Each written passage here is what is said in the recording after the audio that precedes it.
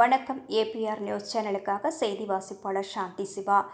Pallipattu March 27 Tiruttani சட்டமன்ற உறுப்பினர் தொகுதி மேம்பாட்டு நிதியிலிருந்து ரூபாய் 2.25 லட்சம் மதிப்பீட்டில் அத்திமாஞ்சேரிப்பேட்டை அரசு மகளிர் உயர்நிலைப் பள்ளியில் பேட்மிண்டன் கோர்ட் அமைக்கப்பட்டது.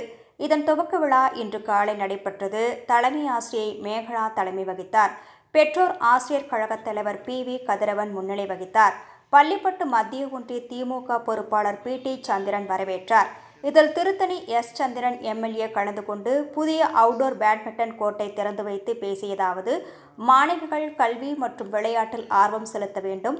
அரசு பள்ளி மாணவர்களுக்கு தனியார் பள்ளிகளுக்கு இணையாக தமிழ்நாடு அரசு அதிக அளவில் நிதி ஒதுக்கீடு செய்து பள்ளிகளில் உள்கட்டமைப்பு வசதிகள் மேம்படுத்தப்பட்டு கற்றல் கற்பித்தலில் புதிய மாற்றங்கள் கொண்டுவரப்பட்டுள்ளது.